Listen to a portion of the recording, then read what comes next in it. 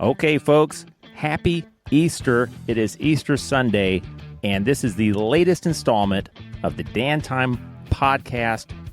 Today, this is a day that I'm not going to say I've been waiting for. We've been waiting for, the collective here. And you're a part of this. You, the listener, you're a part of this club, okay? Last week, if you hear some background noise, hey, let me just cut to the chase here. This is the very first walk and talk episode. I'm not walking, I'm not exercising, but my guest today is absolutely checking that box today. This is a long time coming. I want to thank my friend and a previous guest, Emily Haynes Cook, for tipping this thing over into the win column. We're in a good place. You're in the right place, but we've gotten somewhere we didn't think. Let me just stop here. Today's guest, folks, my younger brother, Travis McArdle. It is Travis McArdle time today on the podcast. Never thought I would say those words. I'm going to do a ramble, Travis, but I've got to just stop and say, because you may be done with your walk by the time I finish talking here. Thanks for being here. My friend, my brother, my confidant. Yeah, absolutely. Thanks for, penciling me in. This is, like you said, a long time coming. I know you've asked me for quite a while, and you are 100% correct.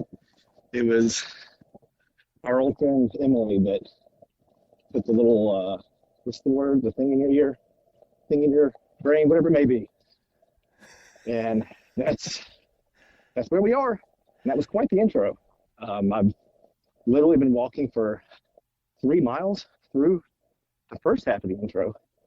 And then actually went grocery shopping at one point. I played Wordle. It was a hard one today. But here we are. Yes, here we are. And yes, I am walking.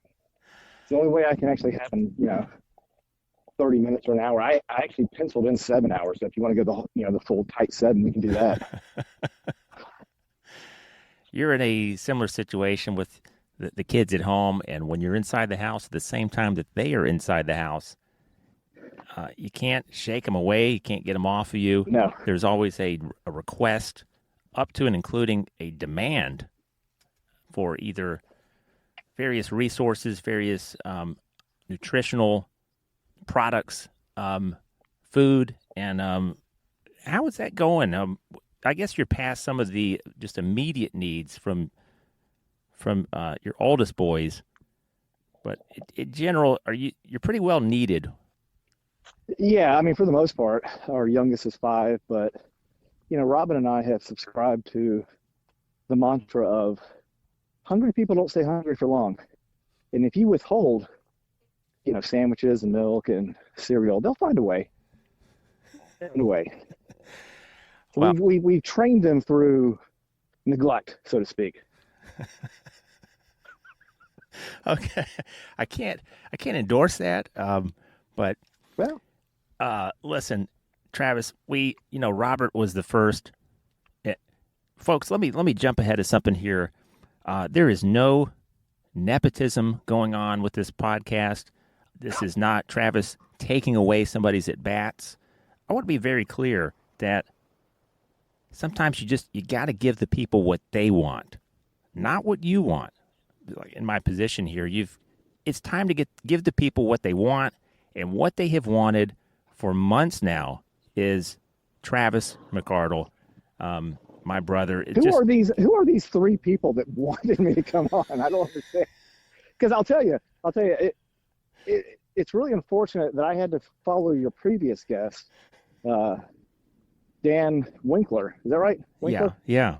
Yeah, that was one of the best episodes you've had. This guy was totally down to earth, played in the big leagues, gave some really good insight into stuff that we don't ever get to see.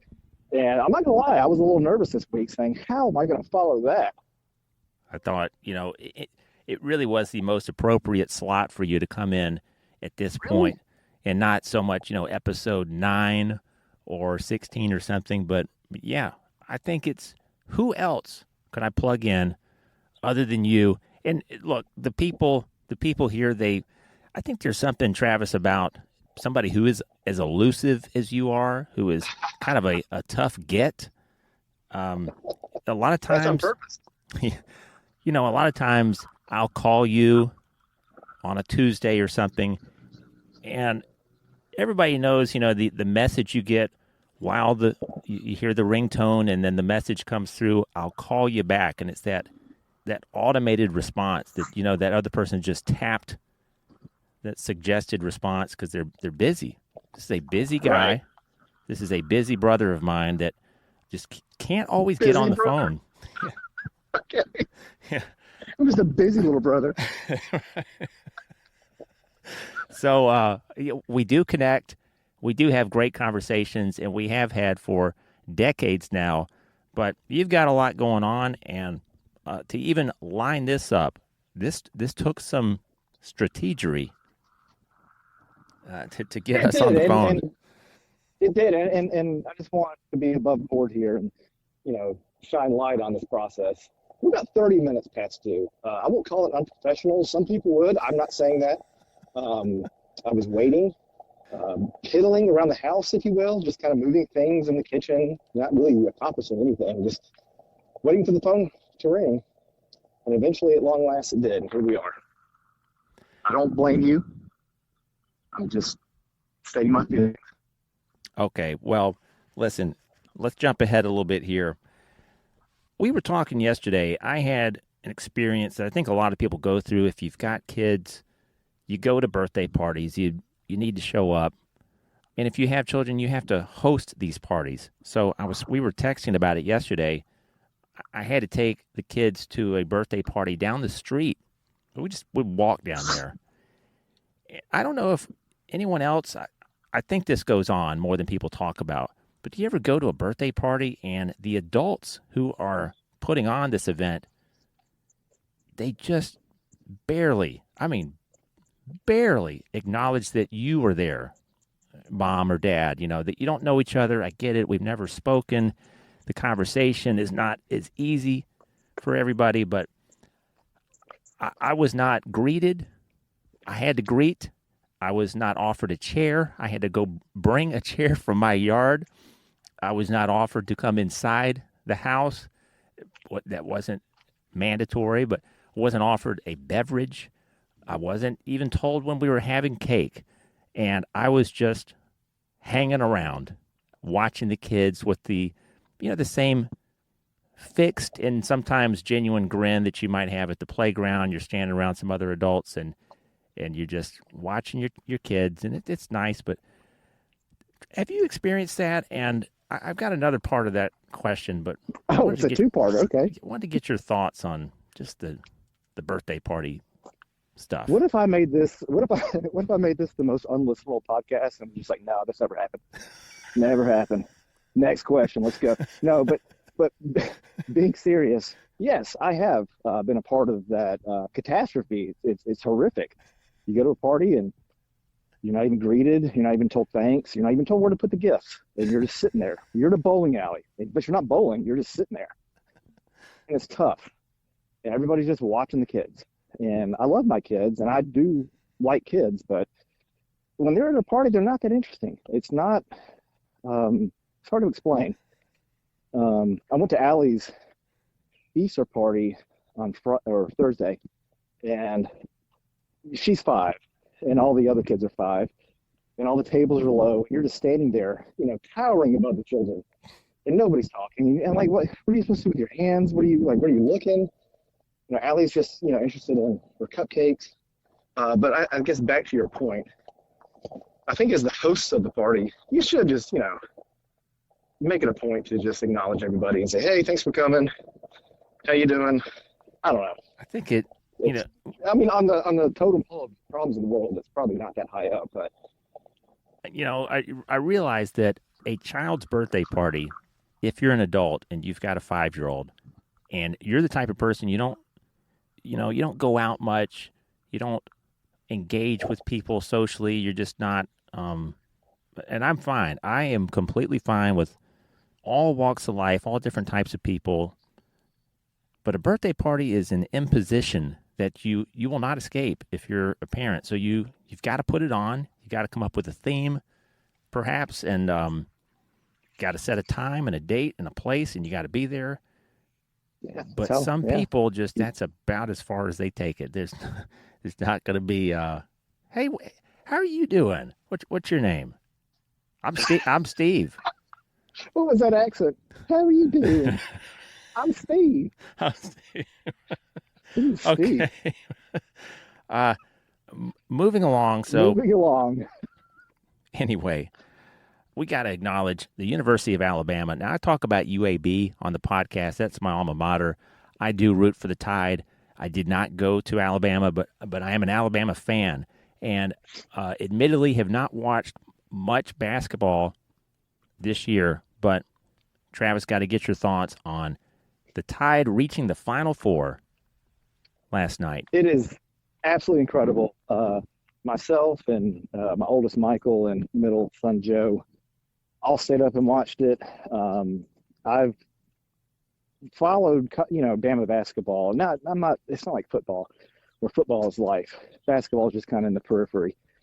But, I'll watch it as it gets to the tournament. I make it a point to tell Jim and Lowell and everybody else, I'm clearly a bandwagon fan here. I'm not living and dying with this team.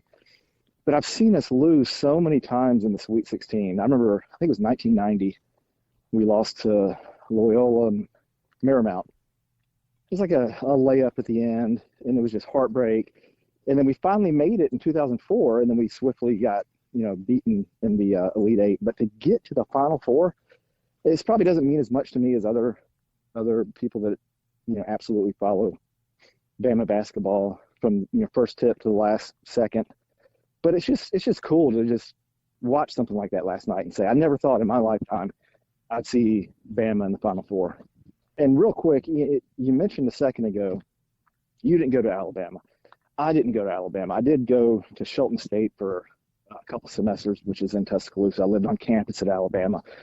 But I do have to point out, there's a lot of people that say, Bama has sidewalk fans, and, if you didn't go there, you can't pull for them.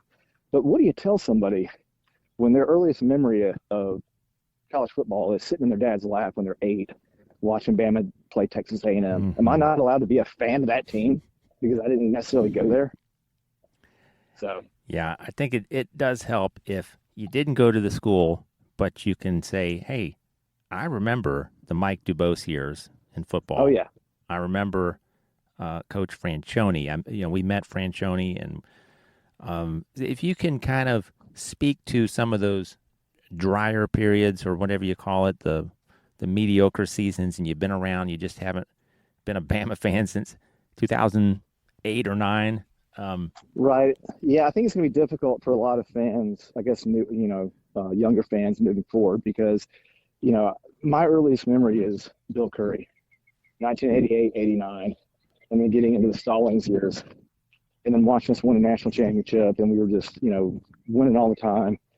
And then right as I got into my adulthood, DuBose comes on, and then he's the coach. I think he started in 98? Was it 97 or 98? 97. 97. Yeah, and he had some success. I mean, he won the SEC in 99. 98. In 2000. Okay, yeah, but in 2000, we 97. I was remembering that the game. I didn't mean to cut you off again, but the Outback Bowl, and I was thinking that was 97, but then I remembered, that was January 97. That was Stallings' last game. Yeah, We beat Michigan. But anyways, and then he has some success, and you're thinking, oh my gosh, this is he's going to bring us back to the mountaintop. And then we go out to Los Angeles, California, in September of 2000, number 3 in the nation. And I'll never forget, first drive of the game, UCLA gets stopped, probably 3 and out, who knows. And they punt to Freddie Millen. And he returns that ball into the end zone at the Rose Bowl. There's 35,000 Alabama fans that have made that trek from, Alabama and parts otherwise. And I remember hugging Robert. And I literally said the word national champions. We're going to be national champions. This is after one punt return. We're number 3 in the nation. Yeah, we ended up losing that game. And then we ended up winning 3 games the entire time. And then DuBose was fired. So, it was a bad take. I'm not going to lie. a little premature. But no, and then after that, we had, was it Franchione right after? Yeah. Who was right after the DuBose? Yeah, I believe it was Franchione. He Yeah. only coached a couple seasons. He did, and I think the story is, and 01 I'm sure I'll get corrected. 02? Yeah. But then he left because I think the president at the time of the university kind of misled him as to the sanctions that we were about to get for the whole Albert Means saga. And I think he saw the writing on the wall, reduced scholarships. It was going to be very difficult to win, and so he jumped ship. And then we had the very brief tenure of Mike Price, and he was fired after a hilarious episode at a gentleman's joint over there in Pensacola Beach. In Pensacola, yeah. And that establishment is still, it's in operation, different ownership, different name, but... is it really? Yeah. Good. Do they still have the all-you-can-eat buffet on Sundays? With the deviled eggs? No, but seriously, after that, then, Shula comes in, and he tries to right the ship, so to speak, but he was never going to be the long-term solution. So I'll never forget. And I guess your original question was, what was it like to go through those lean years? I'll tell you what it was like.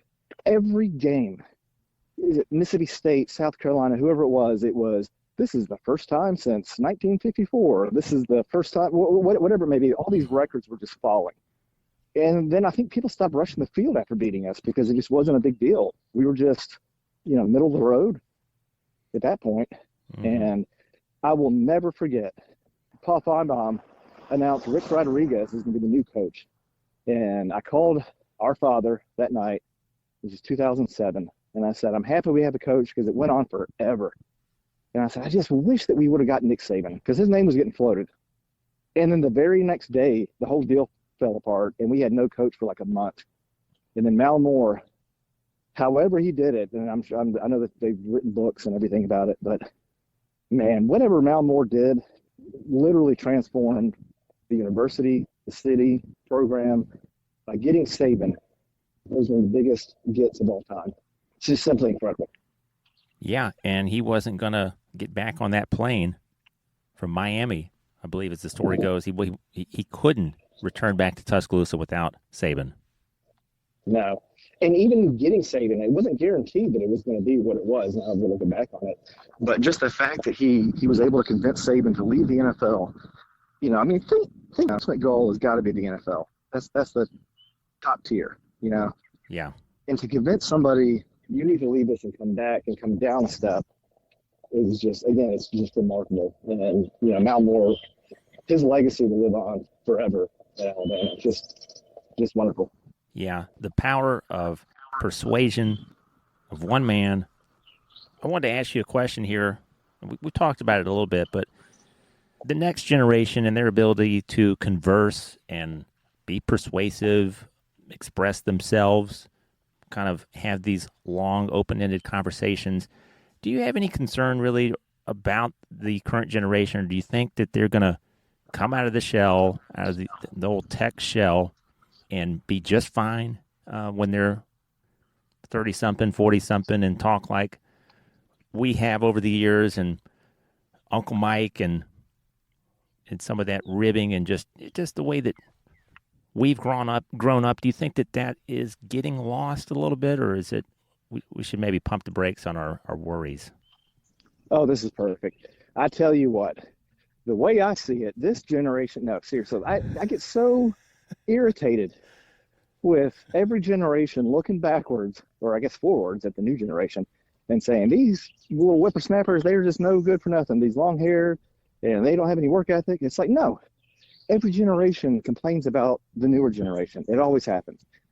But I had the unique ability in a previous job for about 5 years to work with people in the generation directly below me, guys and women in their early 20s. And what I learned is, yeah, they do things differently. It's not exactly what you expect, but they do have good ideas, and we can listen to each other. And if they listen to us and we listen to them, I think we can do okay, as opposed to saying, oh, this really changed and this is different now. Yeah, they communicate differently because we communicate differently. back in our parents' generation, they didn't even, they had a telephone, but that was it. Now we have text messages, email, instant messages, you have Discord, you have all these different avenues to communicate. And I think to automatically dismiss the younger generations or think that they don't have anything to bring is not wise. And if everybody just comes together, we're going to do great. Yeah, I think so. I think if one thing that is a good practice is, if you just go back to small children, if you've got a 3 or 4 or 5-year-old and you're at the playground and you're constantly diverting them and saying, no, don't do that. Let me get you away from that. You're not supposed to be over there. And you're just, I see it sometimes. And there may be some times I need to check myself and let the kids off the leash a little bit. I think if you go way back to the little kids and realize, hey, I was 4 years old once. I was 5 once, and I wanted to explore and check things out. And I was also 15 once, and I was awkward, and I didn't know how to talk to everybody. I hadn't. You were awkward at 15? Right. What size shoe did you wear at 15? I think by 15, I was probably at the size that I'm at now. Which is? I wear a 13. We're exposing all the shoe stuff. Yeah. I thought you wore 15. I think I wore a 15 at one time, and it was maybe a size and a half too big. So I could probably wear a 14, but 13 is usually good enough. But yeah, I think that's I'm a little concerned, I got to say. I mean, I do see some kids that I've got, and I don't want to get on any soapbox on this show because this is about the current guest. So I'm going to hold back on that. But I do think that we can. You get that box of soap out and you stand on it and you yell to the ether why kids are ruining this country. Do it. Or don't. It's your soapbox. You don't have to do anything. You can stand on it. You don't even have to talk. There's no rules. Soapboxes. Travis, we're right on the cusp. Well, we've actually just started a new baseball season. How many of the games do you get to watch? Are you watching the Cubs pretty often or just as you can? Are you excited about the new year? I love baseball. I love putting games on. I will say I could be over under on full games that I'll get to watch this year, especially Cubs games, 7. Partly because MLB does a ridiculous job of making that product available. After the Spectrum, ESPN, whatever that was back in August when you couldn't get ESPN on Spectrum, I switched to YouTube TV. What I gained was ESPN. What I lost was MLB TV. Because what I like to do back in the day, at night in the spring and summer, just put MLB TV on. They're usually showing a game. And I just, watch the Padres, against the Angels or whoever it may be. But now that I don't have that, I just have to wait for a Cubs game to be on, or I have to wait for, Fox or ESPN? I think it's on TBS now too. So I just get random games.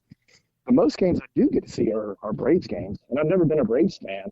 But over the years, I've caught myself just kind of following them because that's all I can get. It's kind of like us back in the day with WGN.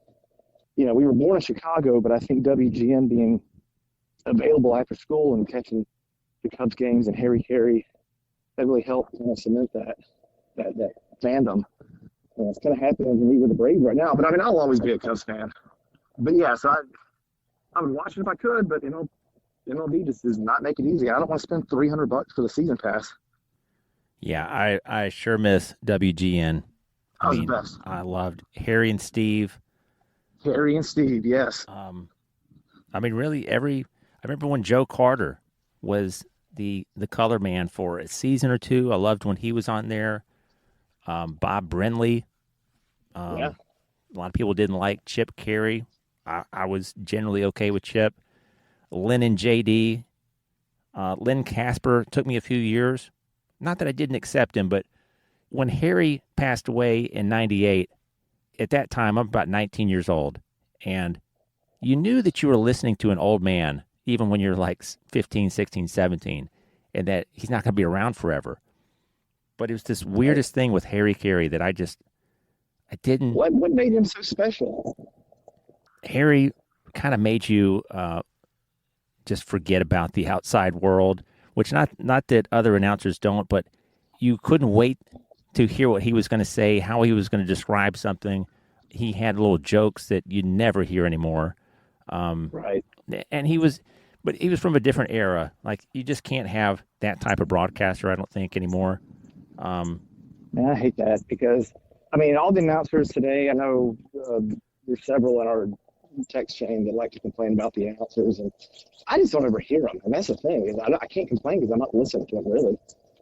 And I hate that they can't, recreate or do whatever, Harry Carey did. And some of the other old timers, there was the gentleman for the Dodgers. But yeah, it's just like, I think Harry Carey was just uniquely him. Yeah. He wasn't polished. He wasn't corporate. He was just, it was like, talking to a friend or hearing a friend, describe the game as opposed to something that's safe and generic and sterile.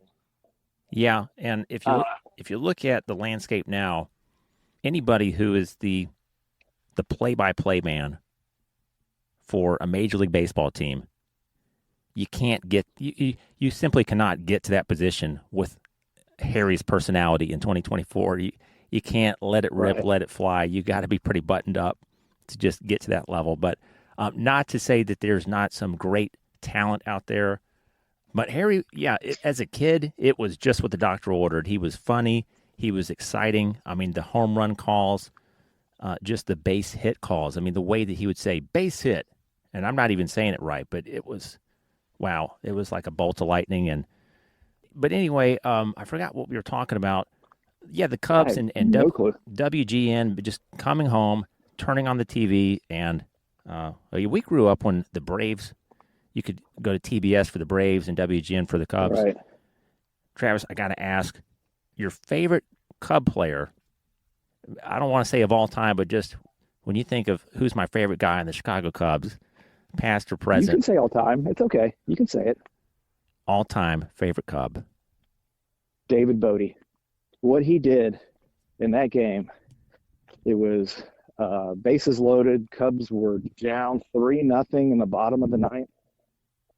2-2 count, pinch hitter, and he hits a grand slam to win it. It was called a super slam. It was literally one of the coolest moments I've ever seen in baseball. It is the background to my phone, my lock screen. It has been since the moment it happened. Wow. I had a baby girl in between. She did not knock it out. It's still there, and it's always going to be my back screen. It is one of the coolest pictures I've ever seen. Just jubilation from the crowd, from the players. It was such an improbable moment. If you watch sports enough, you'll see a lot of the same stuff. But if you watch long enough, you'll see something special, and that was something special. It was just such an improbable. I think that's what makes baseball so much fun.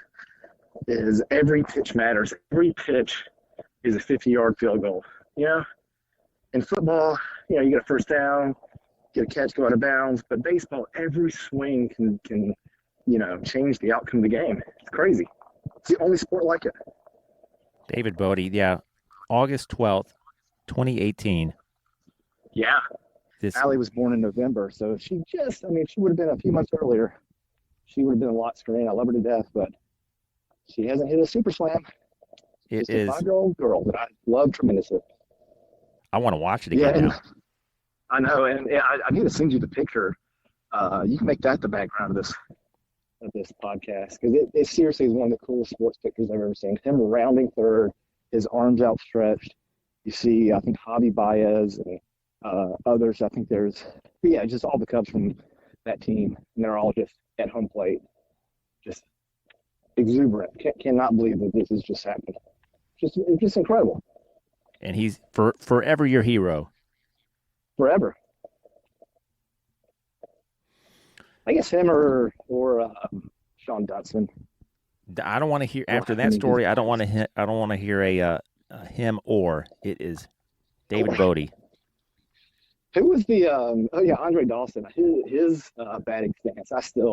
If I get a bat in my hands and I'm kind of squaring up, pretending like I'm gonna hit a ball. Yes. I'm doing Andre Dawson all day. That was so cool. Even as like an 8-year-old, it's like, yes, that is the batting stance. With that left leg, Yeah. kind of bouncing at the shin. Yes. Mm-hmm. I didn't think we talked about so much Cubs baseball today. This is incredible. I love it. I love it. They are, as we're talking, they're in the ninth inning trying to close out the Rangers to avoid a sweep. Started out 0 Oh and no. 2. I don't get too concerned with April opening series. If we got swept, so be it. But I like this Cubs team. Let's just, for fun here, prediction time.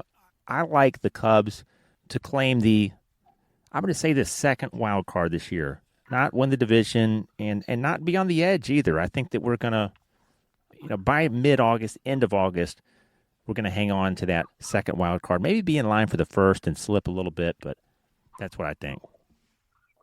And Yeah, I don't maybe. think we win the World Series, but I like them reaching the playoffs, maybe advancing around. Hey, can we talk about that though? The World Series in 2016. Absolutely. That okay, yeah. I mean, you're asking me all my favorite things. Favorite sports memory is not the '92 national championship, Alabama over Miami. It's not 2008 Bama over Texas. It Whoa. is Game 7 of the World Series in Pensacola, Florida. I remember telling Robin after we won Game 6.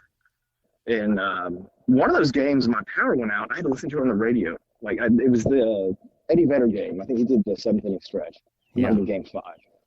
But I remember after we won Game 6, I told Robin, I said, I think I want to go down to Pensacola and watch this game. And she said, I don't think that's a good idea. And I tried to explain to her, the Cubs have not won the World Series since, was it 1908?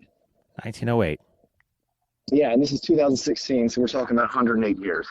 I said, this is a once in a lifetime opportunity. And I think it registered with her, and she said, okay. But sitting at that bar, what was the bar in Pensacola we went to? O'Reilly's. Riley's, yeah. And watching that game, the ups, the downs, and then the inexplicable rain delay in the was it eighth or ninth inning. And then we went to extras, and then for us to win that, I will never forget that night. That was, as a sports fan, just absolutely incredible. And it was more for you than it was for me because you follow the Cubs a lot closer than I do. But it was just cool to be there with you. And it's so much different than, me sitting on my couch and texting you, go Cubs go, or wow, this is incredible. But just being there and seeing it, knowing that, this is going to last an eternity. It's just awesome. It was such a special memory for me. I was prepared to watch it by myself. Didn't really have the means at that time to get up to Chicago for it. Yeah. Well, actually, they were playing Well, in Cleveland. yeah, it's Cleveland. But yeah, what a night! It was something I'll never forget. We got our pictures. A couple of those pictures will never be posted as the night wore on. But we're both in the Cubby blue, your shirt, my shirt, and the hats. I had my new beard. I had just grown a beard. I You- didn't know I could do that. Yeah, the beard was new. Yeah, the game was tied. Some people were listening. You might remember this. We were tied at 6 after 9 innings, Yeah. and then about a close to a 20-minute rain delay occurs, and Jason Hayward's famous speech Hey. to the club, basically saying, we stick together. We're gonna pull this thing out. I want to speak to that. People were always critical of Hayward during his time in Chicago, but there's something to be said. And we've got a close friend. I'm not going to mention his name, who will criticize players. Oh, look at this bloated contract for this guy that only hit 242 or something, and a clubhouse presence, clubhouse leadership. I've never played at that level, but you need somebody like that in that moment. It doesn't matter Right. all the how that player fell short offensively, defensively during the year, but you've got him there in Game 7 at the 11th hour. Right. And I mean, at that point, you're talking about a run and 3 outs. That's all you need. How do you get it? Who's going to get it? And the Cubs got it, and it was just remarkable. I mean, it's akin to the Red Sox winning in, was it 03? Just these iconic franchises that have been out in the wilderness for, a century and finally find a way to do it. And I don't know if the Cubs will ever get back. But, man, that was a special night. That was a lot of fun. Yeah, and I got to say, I mean, and most Cubs fans will agree, without the rain delay, and I think Anthony Rizzo spoke to this as well, I was never nervous about the game, and some of that may have had to do with the beer that we were drinking, but I wasn't really nervous. I always thought we were going to pull it out, but I think the rain delay. We're down 3-1. We get back to Game 7. We did a lot of things to give the game to Cleveland, but we're world champions. I've still got the hat. I wear the hat from time to time. I wore the shirt so often it just started getting torn and tattered that I think I've retired it. I can't even sleep in it. It's just like, half the pit and that stitching that goes down the side of the, from your pits to your waist. What a surprise, though. Your favorite sports memory. Oh, yeah, hands down. Now, if Alabama wins the national championship, then maybe that. But even so, I have to go back. I follow Bama basketball like I would follow Bama baseball. Yeah, if they're in it, I'm watching. But I'm not living and dying. I didn't know any of these players until 2 weeks ago during the SEC tournament. So I'm not going to sit here like I'm some huge fan that's going to be elated or devastated if we win, which I don't think we'll beat UConn, but we might. But either way, it's just nice. Well, we talked a lot of sports here. I think, a lot of my listeners are sports fans. Some of them who are not, maybe checked out by now. I hope not. But I got a few other questions here. How important is this to you when you go into a store and you remember we worked at the drugstore Big B that was acquired by CVS, I think.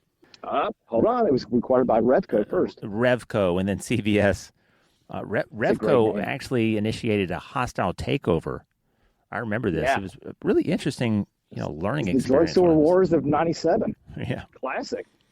But at that time, the store manager, who was a big influence on me as far as customer service and just taking pride in what you do and work ethic, Cabina. Yeah, Ron Cabina. Ron Cabina. What a guy. People of a certain age do remember going into a store and the manager is very clearly identified. The sleeves are rolled up. There's a pencil behind the ear. There's a clipboard in one hand, and there's a warm, friendly smile ready to greet you as you approach that aisle as he's, taking inventory, whatever he's doing. And do you miss that, Travis, when you walk into a store and you realize, there's the guy, or you don't need their help, or there's the woman who owns the store, and they're going to say, Can I help you find something? Do I miss that? I don't know if we ever had that. I think that was just Ron Cabina, and he wasn't replicated anywhere in the 90s or the 2000s or now. No, I don't, and I'll tell you why. Because I've been in enough CVS's. Like, I know where the Q-tips are. I don't need help. I know where the deodorant is. I pretty much know where everything is because I've been in a CVS or one of those drugstores. So I get the sentiment to your question. But the answer, and I'm just going to be truthful, no, I don't miss that, and I don't need that, and I don't want it. Well, I think that I don't know if that was the answer you were looking for. I'm sorry. I was not looking for that answer. I was, but I have to accept it. I will say down here locally, if you compare maybe Home Depot to Ace Hardware, if you go into an Ace, at least the one, I've never been in an Ace in my life. What is it like? I highly recommend it. Really? Not every Ace is the same, but the one that's closest to our house, there are like at least 3 employees on guard ready. They're not going to swarm you. Really? But if you go to the paint aisle, you go to the plumbing fixtures, you go on any given aisle, they are ready. And if they see that you're a little lost, they're going to walk up very neighborly and say, can I This is incredible. Would you say that Ace is the place for the something? friendly hardware folks? Yeah, I like that. Yeah, I need to go to Ace. They walk the walk. So big. I don't plug many companies on this show, but I'm very happy to give Ace Hardware a plug. I've had a great experience. I like this stuff, Travis. I like things from another era. I like music from another era. I enjoy running into an 87-year-old person and having a brief, fleeting conversation with them. Let me ask you something else. Specific. Yeah. Let me ask you something else. All right, let's just say that this is 2 parts. So the first part is on a phone call. And you've had to call your insurance company. You've had to call someone where it's like a 20-minute conversation, and they're working something out for you, and a little bit of side talk, a little bit of laughter and Banter. and banter and connection, and you're like, man, I really like this person. This is fun, Yeah. and they're making this a good experience, and you realize that your issue is close to being resolved, and that call is wrapping up. Do you ever get to the end of that phone call and it dawns on you, I'm never going to speak to this person ever again. I'm a little sad about it, but I've got to wait for the survey because I agreed to do a brief survey, and then I'm not going to speak to them ever again. Does that ever happen? Yes, it does. It happens to me all the time, and it's something I've thought about a lot. Talked to my therapist about it a little bit. She tells me that forget about it. There's 8 billion people in the world, and you can't get hung up on the person that's helping you cancel your spectrum. And it's something I'm having to work through daily, actually. I can feel it, yeah. I'm out past people on the street, and it's like, oh, I'll never see them ever again. And then Michael, my 12-year-old, will say, Daddy, this is insane behavior to be exhibiting. Connecting on such a deep level. Yeah. He's like, you have to accept the reality of what we live in, that you cannot connect with all 8 billion people. It's just not possible. And I'll get there one day. But somebody just passed me a minute ago, and before you even asked a question, I was like, oh, I'll never see them again. They live in my neighborhood. Travis. So yes. Are you still on your walk? I am.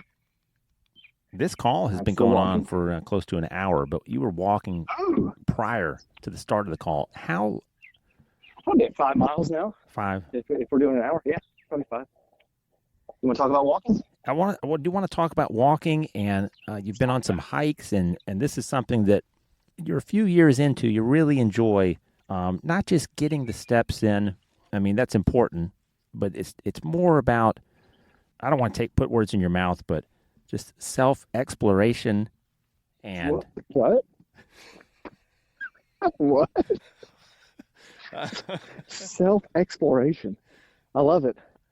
Well, all right. So what's the question? All right. So during the pandemic, I got sent home. I was lucky enough to be able to work from home. My wife Robin, she got sent home. She could work from home as well. And she started taking our youngest, Allie, out in the stroller. I'd watch them go every single day. They would go and they'd come back after 30, 45 minutes. And then one day, this was probably May of 2020, I was like, I'm going to join you because I still get a lunch break even though I'm working from home. And I walked with them. I was like, so we just moved to this neighborhood and it's very walkable. And I was like, that was actually really cool. But it was kind of boring, And so I got some headphones and I downloaded a podcast. It was one I've recommended to you before. I think you've listened to it, but it was S-Town.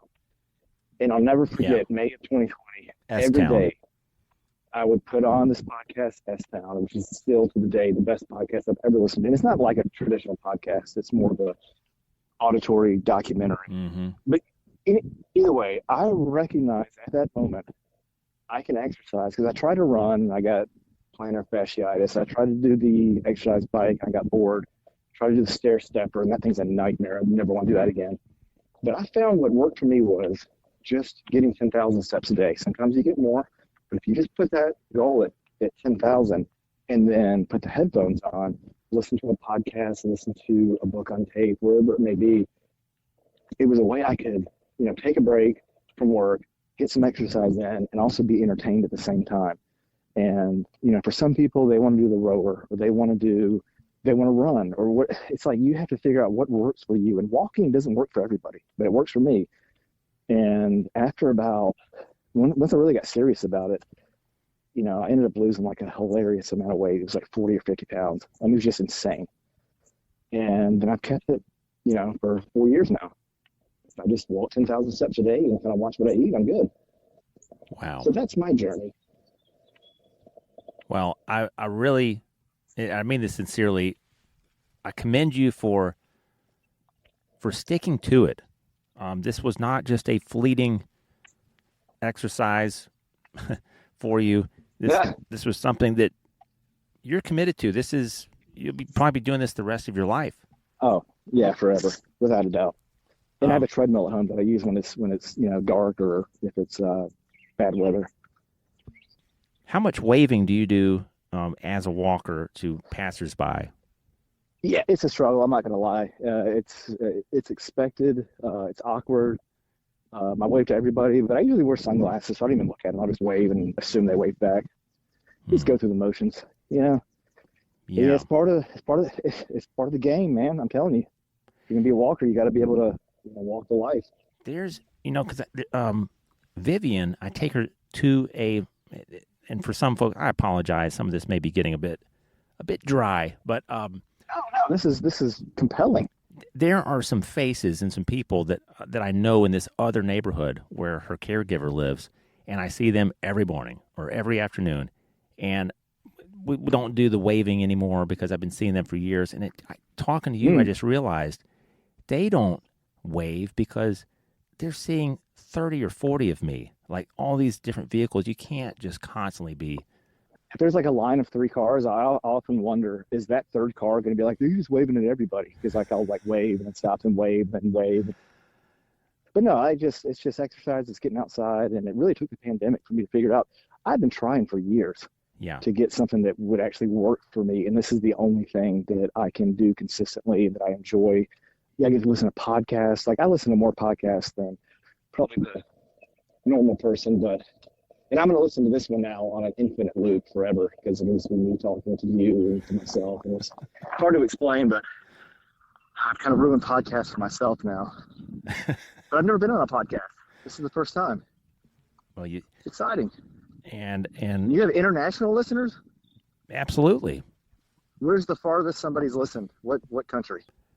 I've got people on every continent. I think there's not huge pockets. Even Antarctica? I think there is one. What? No, not that far, but I said every continent.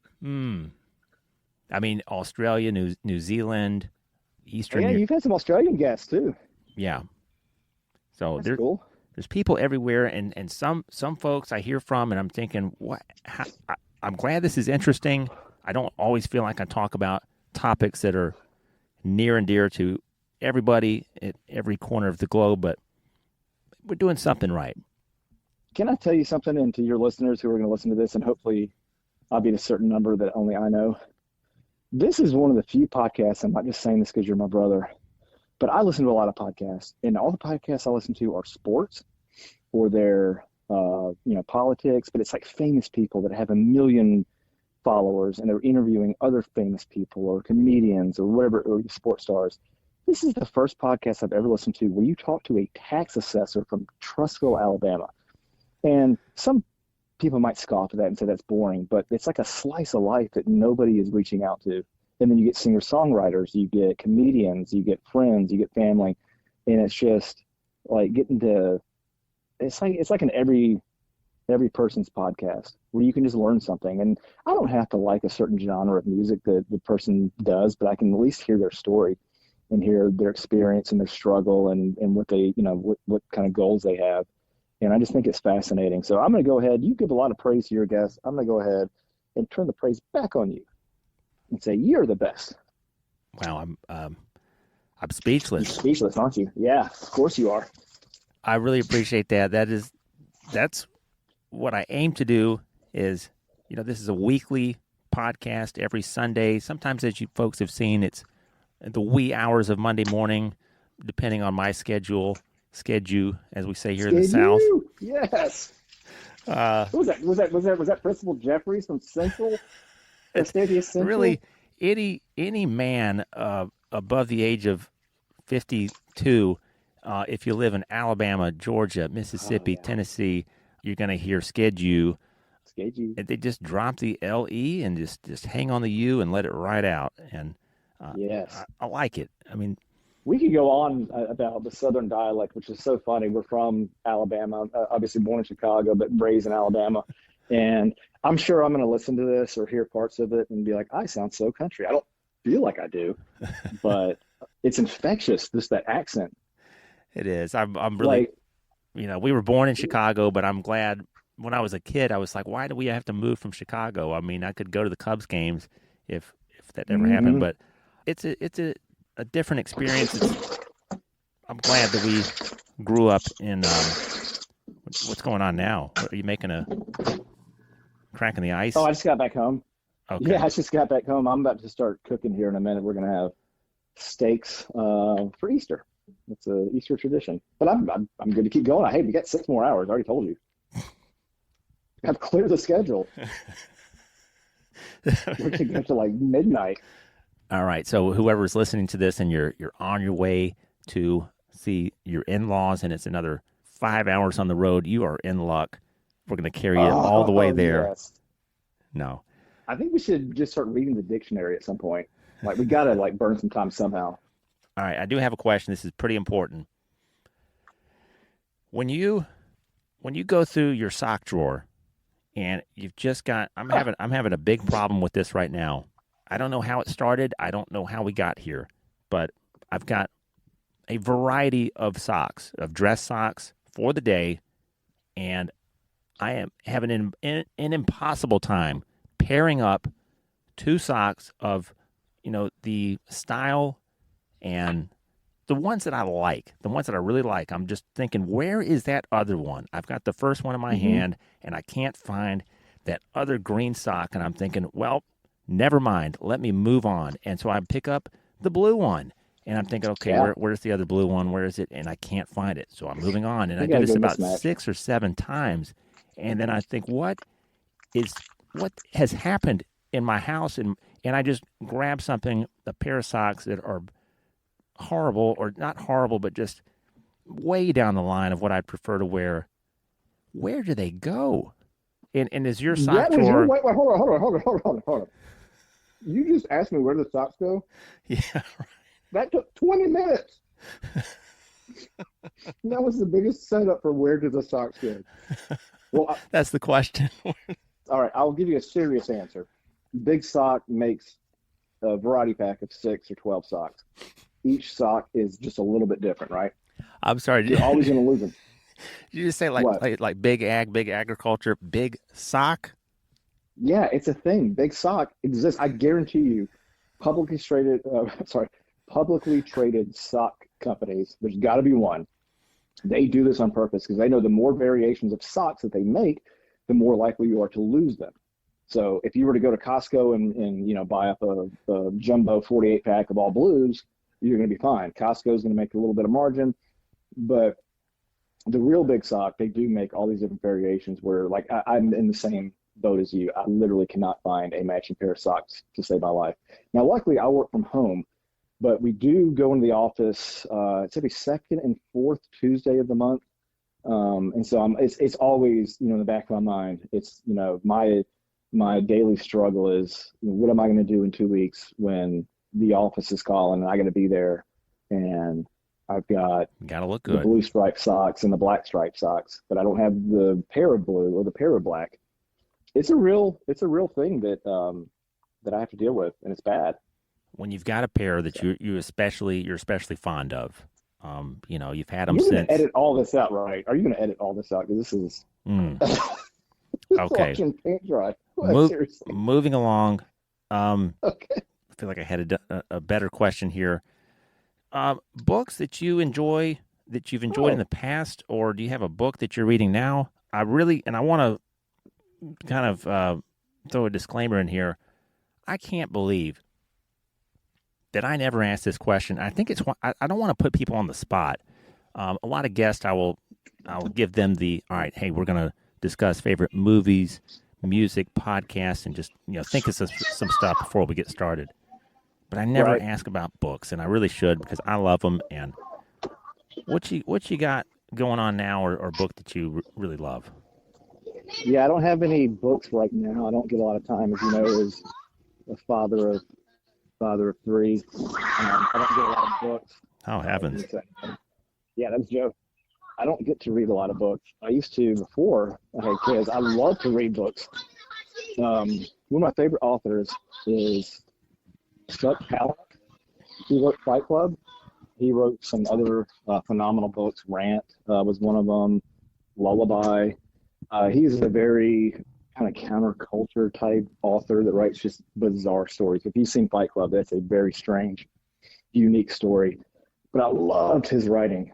I like historical books. There's a book that our father gave me. It's called The Rise and Fall of the Third Reich. It was a history of Nazi Germany, but it was written about 15 years after Nazi Germany fell. So it's from that perspective. It's not some historian in 2024 saying this is what happened. It's people that lived during that time. Phenomenal book. But without being able to really, read books now with having kids, I try to listen to books on tape. If I had to pick my favorite author of all time, this is not going to be somebody that's like, the most brilliant or unique or cool or whatever, but it's Stephen King. I mean, it seems kind of, like McDonald's of writers, but he is such a phenomenal writer. His stories are so unique, and I've always liked the horror genre, but then he also, did The Green Mile and other just drama type books. I read an interview with him where he said it just pours out of him. He'll just sit down and just start typing, and he doesn't have to think about it. It's like he could be nothing except for an author, because if he was an accountant or if he was something else, he'd go crazy because he just has to, provide this. And I think certain people's brains are just wired differently, where he just can create these just absolutely amazing stories and landscapes and characters. So yeah, it'd be Stephen King.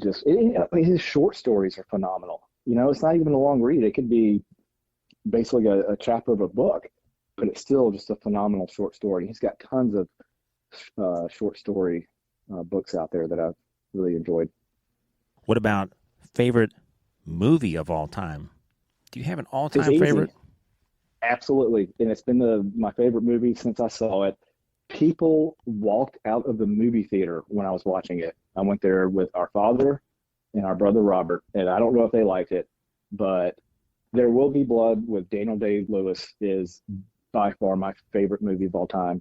I've never seen a story crafted that way, acted that way. The first 15 minutes, there's no dialogue. It's just the character Daniel Plainview, in a hole in the ground trying to find oil.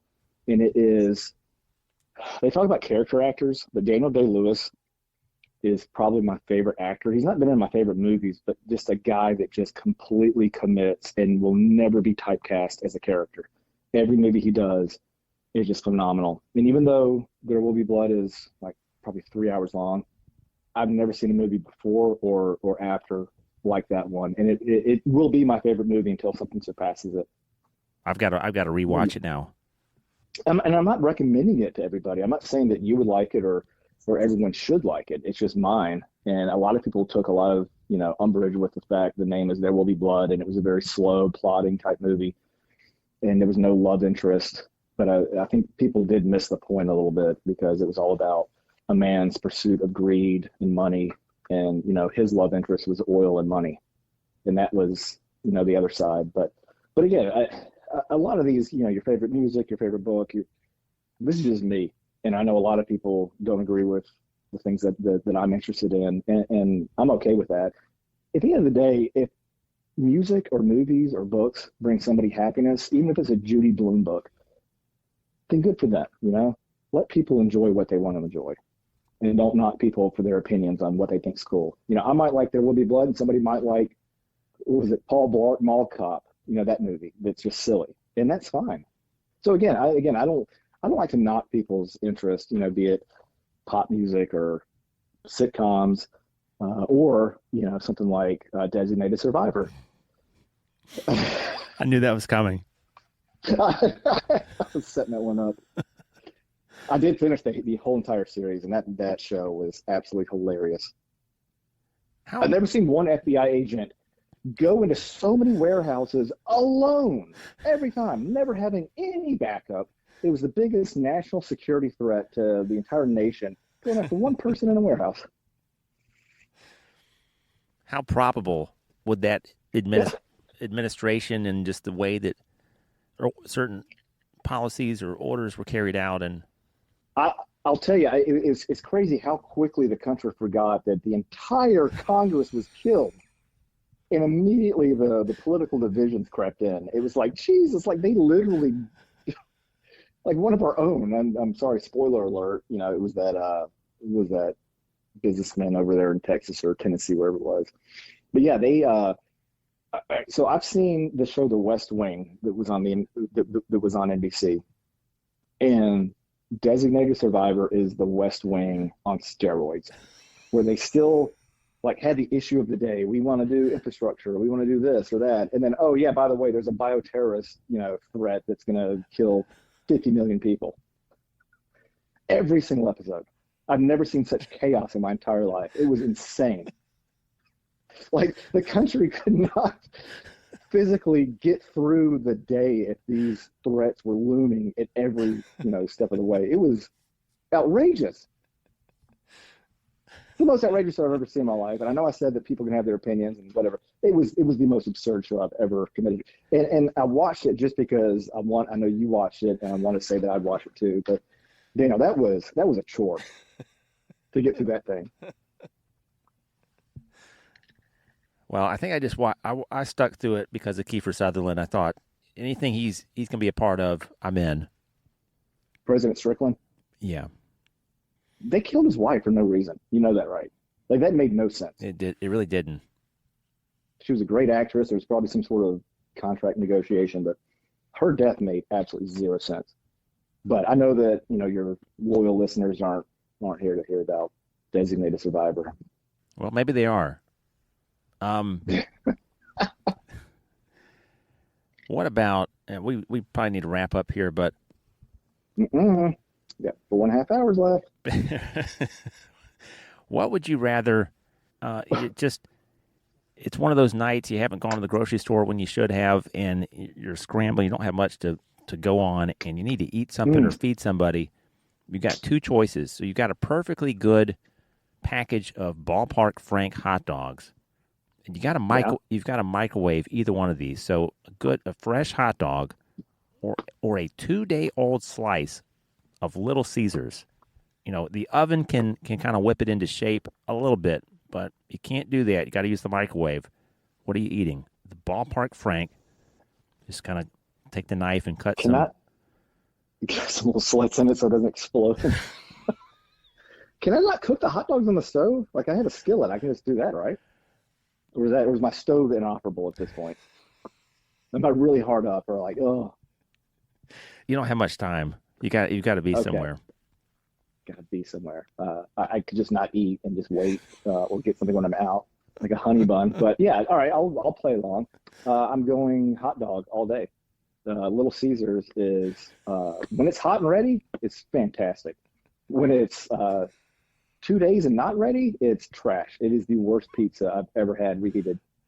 Even after like an hour, it's done. Like, you have to get it immediately. And when seriously, when it's ready, it's a good little slice of pizza for $5. You got to get at it very quickly.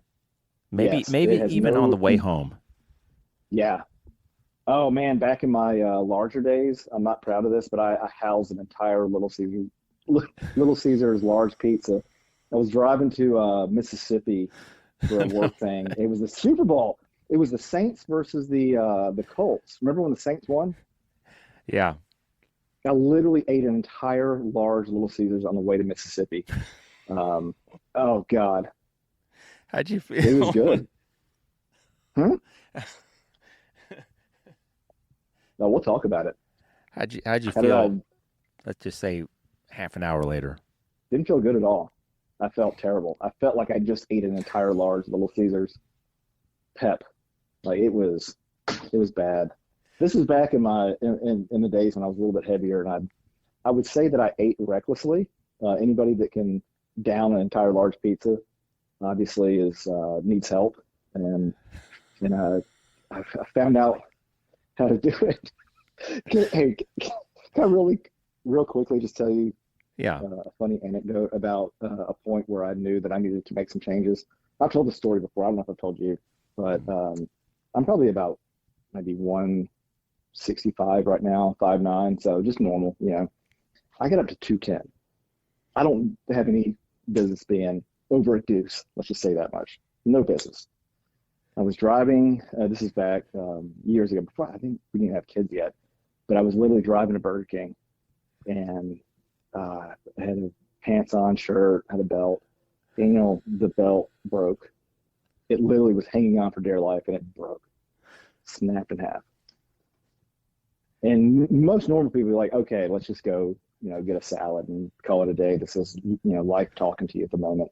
I didn't. I went to Burger King. I got a Whopper. And I sat there in the parking lot. Didn't even go in because I didn't have a belt at this point. My stomach had basically exploded it, and I ate my Whopper. It was probably the lowest point of my life. And then I still waited 15 years to make any changes. It honestly took walking and podcast for me to say, oh, this is how you do it. Because everything else that I tried didn't work. It didn't stick. Didn't you say that? You're going to have a lot of cleaning up to do on this episode. I'm sorry. Wasn't there a favorite kind of road snack of yours where you would go get a pack of don't do this to me. Don't do this. I know exactly where you're going. Was it the tropical fruit Skittles and a 20-ounce Coke and just... Yeah, it was like diabetes on wheels. It was a pack of Skittles and a 20-ounce Coke. And you pop a mouthful of Skittles and then take a big swig of Coke and let them all swish around. Look. Hey, it's a lot easier when you're, 22 than when you're 42. Yeah. And look, there's people that have these habits. There's good, nice, decent people that have, 100%. A lot of little secret indulgences. Things. No, and again, I'm not telling these stories to make fun of anybody. I'm making fun of myself. But yeah, Robin's always said everybody's got a vice, whatever it may be. Somebody's got something. And if somebody's struggling with that, then so be it. Again, this is all self-deprecating against myself. And I don't fault anybody else for struggling with food or whatever it may be. This is all just me saying, gosh, that was being silly. The way you tell it, I mean, you can absolutely laugh at it now. I'm sure at the time you just kind of felt like, well, what can I do about this? You probably realize I could exercise, but I don't really want to start doing that or what exactly. I think that's my point of everybody. If you can find a way to exercise that works for you, then do it. Like there's somebody out there that they just want to do the rowing machine, or they just want to do the Bowflex, or they want to lift weights, or they want to, run a marathon. And none of that stuff spoke to me. Walking and listening to stuff in my ears as I'm doing it, or watching an iPad on a treadmill, and then also just kind of being conscious of, hey, you had McDonald's for lunch. Let's not have, a huge dinner, and just really trying to think about calories. It's not rocket science. It's just find what works for you and do it. And luckily this has worked for me because I was, again, for years trying to find something, and I finally found it. And I'm grateful for it because, I've got a beautiful wife, Robin, been with her 20 years, got 3 great kids, and I want to be around as long as I can for them because, you only get this one life. And I want to see Alabama win a national championship in basketball. That's it. But yeah, I think it's definitely, you have a wonderful life. I do. It helps ground you. And yeah. Well, all right. Let's see here. We do the rapid fire? Let's do a little rapid fire. Let's do it. All right. You're at line at McDonald's and no, sorry, go ahead. Okay. I still love your question to Kevin. We were joking about this. Have you ever been walking up the stairs at a concourse at a basketball game? This is the most insane question I've ever heard. I loved it. So I want something like that. All right, let's see here. Okay. You go up to the jukebox. You find yourself, you've got, what in the world's going on here? I got a free 3 hours. I'm at some local watering hole that I would never be at, and they got a jukebox, and well, let's go play something here. And you walk up to it and you realize this is not an internet jukebox. This is a glam jukebox. So all you can choose from is anything from Rat to Cinderella to White Lion, Poison, Motley Crue. And you got 4 plays. What are you playing? I think the biggest thing, and I got to wrap this up quick because I got to start cooking here. But all right, good question. I think that glam rock, I missed it a little bit. Just at my age. I know you and Robert obviously pretty much grew up on it, but I'm going to give you four. I'll give you four. This first one's going to be Round and Round by Rat. Second is probably my favorite glam song of all time. It was Wait by White Lion. I remember y'all taped it off of the old I-95 radio station. Is that it? I-95? Yep. Y'all taped Wait. We had to put, I think, tape over a blank cassette I still don't understand how that simple little hack got us to tape stuff off the radio. Wait by White Lion. And then it's going to be Motley Crue. It's going to be Same Old Situation, maybe. I like it.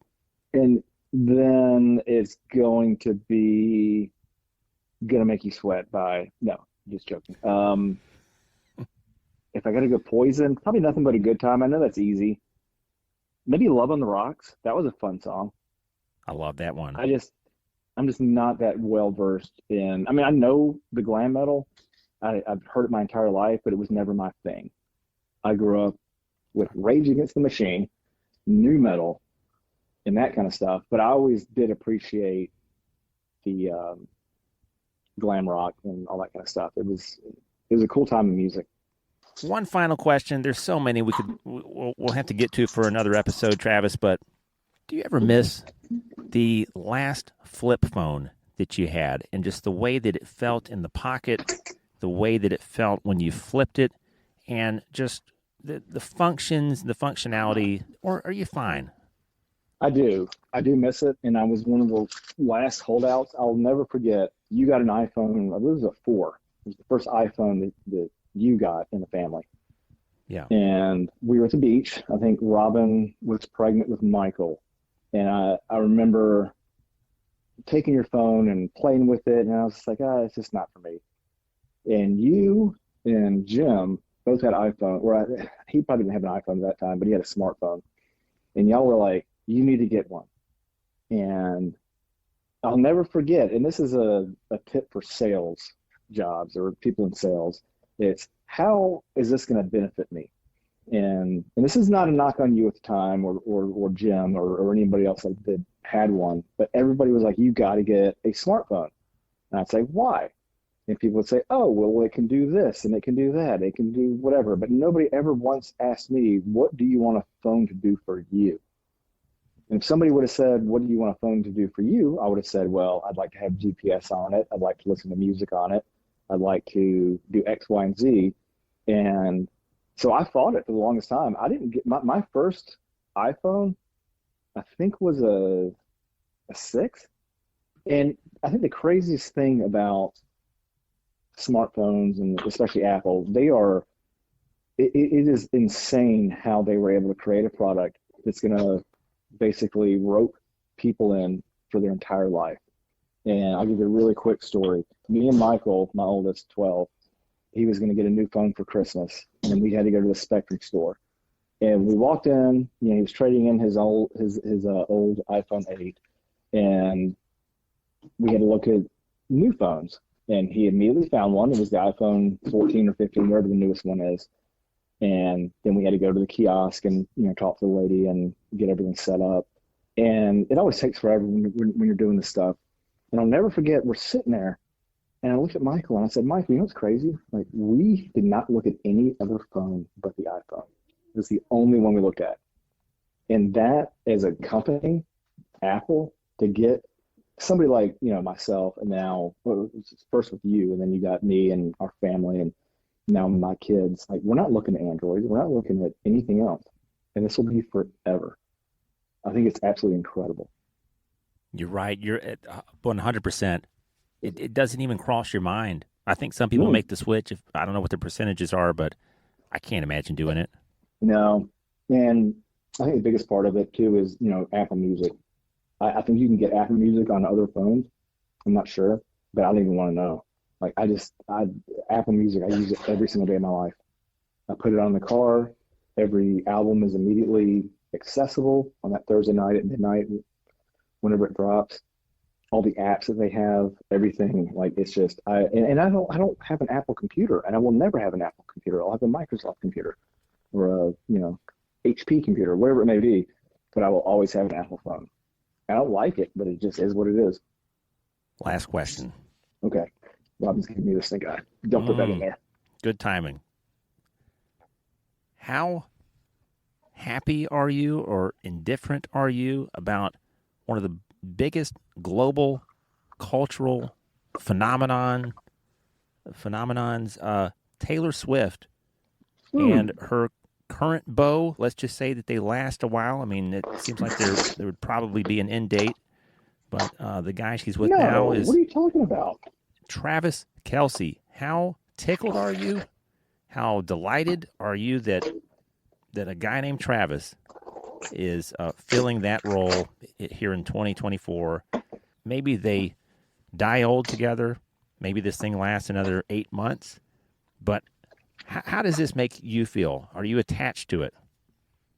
It's a great question. I was talking to my oldest son, Michael, I guess it was on Friday night, and he said, let me talk to you about a story about a chimpanzee named Travis. And I stopped him, and I knew exactly what he was talking about. There was a chimpanzee in Texas named Travis that literally ate a woman's face, right? Like, it was terrible. I think the woman survived, but he ate her face, whatever. That was a low point for Travis's across the world. And then we got thrown a lifeline in 2022 2023, when Travis Kelce started dating the biggest pop star in the world. I said, Michael, a rising tide lifts all ships. And Travis Kelce did more for the Travis name than anybody has before. And so I'm very much in favor of Travis Kelce and Taylor Swift. I hope they have a long courtship and marriage, and I want to see grandbabies. I want to see it all. So I'm in favor. I want to see grandbabies. Yes. We need our grands. I thought that was my last question. I think I have one more. What do you think about, okay, and do you think you and Robin will do this when you get later in life? What do you think of the parents who, they're joking, but they're not joking, and they pressure their adult children? When are you going to give us some grandbabies? When are you going to give us, not when are you going to have children that now you've got to be responsible for, but right, give us give us grandbabies. Yeah.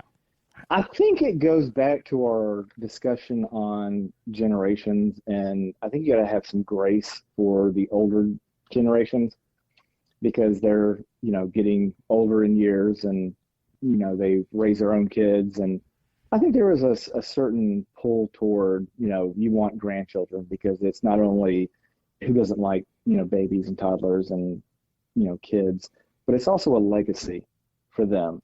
It's that they've done everything right in the world, and they've raised good kids, and their kids have met and, coupled up with other people, and then they have kids. And then I think it's probably nice to know that, you can, exit stage left, so to speak, when you're in your 80s or 90s, and just know everybody's okay. Yeah. Is that the answer that you're looking for? That's your answer. That's my answer. I don't know what I'm talking about. I will say this. I will say this too. It is funny to me that we raise our kids and we tell them rightly, make sure that you're, safe when you're in high school and college, and you don't have, kids before you're ready. And you try to say, don't. And then all of a sudden, once they, get a job and get married, it's like, now do. Yeah. Oh, that's a great point. It's like a flip that gets switched that you're just like, whoa, what happened? Mm-hmm. But I think it's coming from a good spot. It's like, don't have kids before you're ready, because as you know, with 3, it's the hardest thing you'll ever do. Wow. Yeah, I really feel like I have aged about 17 years in the past 5 or 6. I don't. Yeah. There's times where you look in the mirror, you're brushing your teeth and you're shaving. You're like, I look about as old as I look, or I'm doing okay, but you feel sometimes like you're an old man in a kind of reasonably young frame body. But yeah, no, 100%. It's the hardest thing, and it's something that I know if you blink, it's over.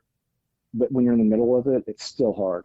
And it's hard to just stop and say, no, this is fine, even though, one kid's yelling at the other, somebody's crying, somebody's sick, whatever it may be. It's really hard to explain. And I think any parent that's listening could, understand that.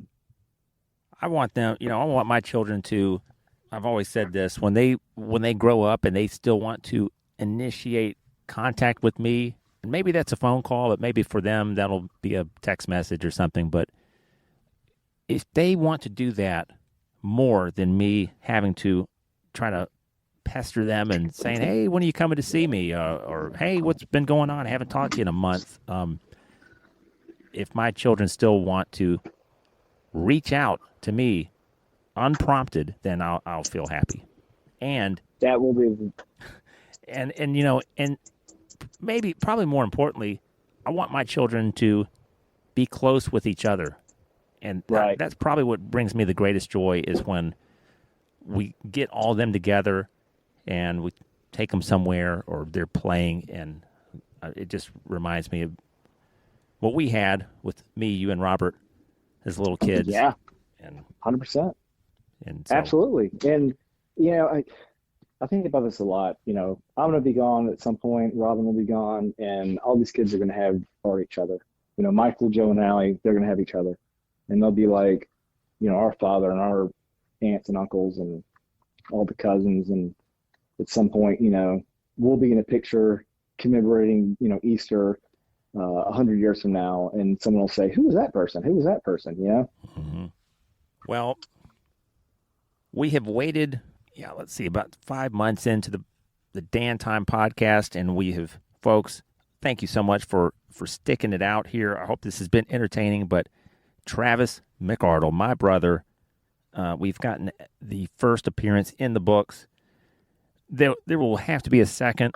We'll have Robert back on here, but won't be stacking the deck with the brothers and the family and the friends. You're going to hear more episodes from athletes, songwriters, and people from around the world. But hopefully this is fun when we do this. Wait a second. Can I ask you a question? Yeah. Have we started? Have we already started? Have I hit record yet? Yeah. I don't get it. Hey, can I say though, I really do. I want to shout out Jim Powell. He broke the glass ceiling for all the non-Dans. He made it possible for me to be here on Dan Time. He did it inexplicably on episode 1, which is hilarious. But I just like that you're giving the non-Dans a soapbox to stand upon. It's important. We'll see more of that. But you've got Steaks to Grill, and yes. I always like to ask, is there something you want to plug and promote? Yes, I have a podcast that I guess would directly compete with your podcast, but in the podcast world, I guess that's a good thing. Senses Working Overtime with David Cross. He's my favorite comedian of all time. He's famous for Mr. Show with Bob and David. He's also done movies. He was on Arrested Development, but his podcast, Senses Working Overtime, is my second favorite podcast after Dan Time. So yeah, that's what I want to promote. It is phenomenal. Folks, that is it for this week. I hope you've enjoyed the past few episodes. Stay tuned. I've got some great guests coming up as we tip into April here. A couple guests that I've had in the past that I always want to draw. I always like to draw attention back to the songwriters, the musicians, comedians. If you follow me on Instagram, you'll see that I like to share Dan Altano and what he's doing and repost, retweet, whatever they call it. Daniel Eachus, I think he's wrapped up some Carnival Cruise dates, but he's in San Diego the 5th and 6th of this month, Thousand Oaks, California. After that, Danielle Moralia has been out playing some gigs. Next Friday, this coming Friday, she's in Meriden, Connecticut.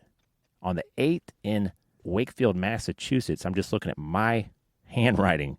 And don't miss a chance to see Danielle Moralia and the Glory Junkies back together Friday, June 7th, Rockport, Massachusetts.